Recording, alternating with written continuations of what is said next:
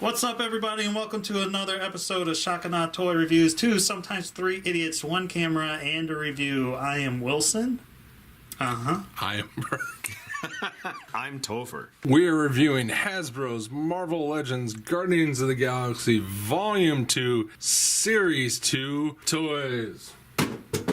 Always pay attention to where you're throwing boxes, children. Wow. That was something. So here we go. We got Star-Lord, which I think is the third Star-Lord, the third Rocket figure, and the first ever Death's Head 2. That would be the third movie Star-Lord. Second movie Rocket. Yes. For Marvel Legends, that is. Right. They've done other Star-Lords and other rockets, but not the movie ones. Was there not a 3 3/4 inch Death's Head 2? Or was he just Death's Head 1? Just Death's Head 1. Okay. Which is really annoying because why would you want the two of them in different scales? Wilson answers. It's fun. Idiot. Have they not done a Marvel Legends Death's Head 1? No. Really? Nope. Yeah. Never? Never. Wow. But instead we got Death's Head 2 because, of course, what? Right. Because everyone loves the 90s. Death's Head 2 is so hot right now. Yeah, he's coming back. Just ask no one. Cricket, cricket. Let's talk paint and sculpt here. Paint and Sculpt is very good for Hasbro toys. Death's Head looks exactly like I would expect sculpt and paint-wise. I'm pretty sure there are reuse of pieces from other big guys. I can't remember them off the top of my head. Rocket is an all-new sculpt as far as I can tell. And then he is the same, basically the waist down, new head sculpt, new jacket, new scarf as the Wave 1 Star-Lord. Gotcha. He is totally accurate. He is very accurate. He is pretty accurate for what they look like. I'm pretty sure his hair is a separate piece. It is a separate piece. And on my copy and most copies, it's a little too far back, giving him a giant forehead syndrome, which kind of throws up the face of Chris Pratt. It's actually the best likeness of Chris Pratt. It's just that it's a Hasbro toy and doesn't have the paint job to bring out the sculpt. I can't decide if the sculpt is off or if it's a decent sculpt hidden under inadequate paint, but overall, it does not pull off a good likeness of Chris Pratt at all, in my opinion. I have seen a repaint. It is the paint. Yeah, and the hair being a separate piece, I'm not quite sure I understand what the thought on that was. Maybe they're going to be reusing this portrait with headphones on and they want to have a swappable hair piece so that you can have the headphone going over the hair. I don't know. Hasbro's been playing around with a few weird things lately. I'm looking at you, Qui-Gon Jinn, who has a separate eye piece. Why it's a separate hair piece, I don't know. You can see around the ears a pretty noticeable gap. The sideburns are clearly not seating where they're supposed to. I don't know if it's shifted forward, back, just not right in the groove, but it throws off the aesthetic of the figure in a really negative way. And the other thing I don't understand, it looks to me like the hair piece has no paint applications on it at all. So why, if you had it as a separate piece, wouldn't you use that opportunity to maybe do a little bit of paint where you didn't have to mask the rest of the face off? It looks a little obvious. You have a lot of paint on this figure. You have some nice shading, some nice detailing, and then the hair looks like a big unpainted piece of plastic awkwardly perched on the top of his head. I mean, let's face it, we don't love movie Star-Lord because of his boots or his gloves or even necessarily his outfit. We love him because he's Chris Pratt, and he doesn't look like Chris Pratt. To me, that takes a lot away from the figure. He has a really good tempo of his shirt that everyone saw in the movie. Yeah, I think that looks great. It looks amazing. It even has the little tiny words. Yeah. And you can also see he's got tons of detailing, like his belt buckle's painted. Really well done. Could have used some other splashes of paint on his other buckles. It is also worth noting that this figure includes a separate molded scarf piece. If you don't like the look of the scarf, it is a separate piece. You can just take it right off. Here is the new Rocket. The sculpt is great. All the little details from the movie suit are represented. He's got hair all over where you expect. This is his yelling face, which looks great. Paint here is great. Again, for the most part, there's one black spot on top of his eye that every Rocket I've ever seen has. I have yet to find a picture, and hopefully Wilson can prove me wrong, where he actually has that dot. Right here? Right above his eye. Otherwise, I love the paint on this guy. His buckles are done. He's got the stripes on his tail. For fur in this height, looks like fur to me. I mean, it's really hard to sculpt fur when he's only 3 inches tall. Yeah, and I think the sculpt is great. The detailing, the textures, everything on the sculpt looks good. I have 2 minor gripes. One would be that the discs that they used in his leg joints should be molded in blue to match the pant leg. They are molded in brown. The effect being that you can see the brown in here. They tried to paint them. This one has a little bit of the paint remaining on it, but for the most part, the paint rubbed off immediately. This is just lazy. It made the joint really tight, too, when you first move it. Those of us who notice, we care. And that may be only the 3 of us. On his face, it appears that they used some sort of printing technique. It's not paint. It's printed on, and if you look really close, it looks like it was printed on by a dot matrix printer. The sort of shading on here is actually just a series of dots, and that kind of bugs me. I cannot see that so well, so that's head 2, which sculpting wise is dead on to any picture you've ever seen, except for these 2 little, I don't know what they are. They look like they're for plugs. It's probably because it's reused or will be reused. It might be from Thanos. I can't remember. But other than that, dead on sculpt. The paint, for the most part, is typical Hasbro paint. Most of the yellows could probably use a second pass. The paint on his head is really well done. It really helps pull out the sculpt. His mask is shown to be a separate piece, like over his skull. Like, I was wondering if they would like actually sculpt a separate piece. They didn't. It doesn't distract or bother me at all. His dreads, all nicely sculpted. Gun arm thing that looks perfect. Never liked the design, but hey, it looks. Well, the paint on it looks good. Yeah. It's got great paint. There's a very subtle dark to light. Very nicely done. The colors look great. The only thing that I find a little weird, they've highlighted some sections of his blue outfit with a metallic blue paint.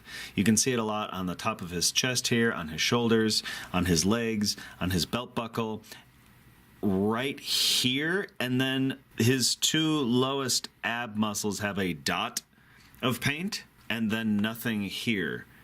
And there's also nothing below his knee. To me, it's kind of a weird effect. You get him in certain light, like you can see that, hey, this part of his thigh has the metallic blue, but the upper part of his thigh above the joint has no highlighting. It's just kind of inconsistently applied, and you can see that at joint lines, on one side it has it, on the other side it doesn't, and that just looks a little awkward. Articulation for Death's Head and Star-Lord are your typical Marvel Legends. You get a ball jointed head, shoulders, bicep soles, triple jointed elbows, wrist articulation, chest joints, waist joints, hips, thighs, double jointed knees. Anything you need to move can move. He doesn't have a wrist joint on his giant gun mode. Does not. Because why would you need that? The only articulation that Rocket has that's different is, of course, his tail is on a ball hinge, so you can move his tail around. His feet are just swivel joints. Yeah, I think the articulation on here is really well done and smart. I understand why they didn't put ball hinges on the feet, because there's literally no room for it. Take care with these little feet. The pin on the swivel is really small, and if you're not careful, you could probably rip that right out. The only thing I wish he had, which he can't really look up or down too much. These guys come with some stuff. They do. Death's Head comes with pointer finger or fist. Yeah, we're not really sure what the "hey, come here" finger is all about. If you know why he has this finger specifically, the "hey, come over here" finger, let us know in the comments. It should be noted that Death's Head 2 does not come with a Build-A-Figure piece because he's gigantic. Yes. Rocket comes with his Han Solo blaster. Yeah, we'll call it that. Which has a nice, great sculpt. He also comes with his triple-barreled pistol. Same type of paint detailing as on the other gun. Kind of nice at this size. He comes with an alternate portrait of Closed Mouth Rocket, they sculpted the heads the same, and they just gave him different lower jaw. Not so. This Rocket has his ears perked forward, and that one has his ears back. But that's such a tiny difference. I don't know why they couldn't figure out how to make that just articulated and give you one head. He also comes with Everyone's least favorite character from Guardians of the Galaxy, Kid Groot in his Ravager outfit. It's got a whole number of paint applications. My favorite detail being the glossy copper color that they used around the eyes. Only gripe I have is, he's just one piece here. Maybe his head's a separate piece, but he stands for shit. I don't know. What do you guys think? For a piece like this, would you rather have it just be on a base? Yes. And then just be done with it? Yes. Like an old Green Army dude? Yes. Yeah. Star-Lord. He comes with what we've decided is plastic square Walkman, maybe?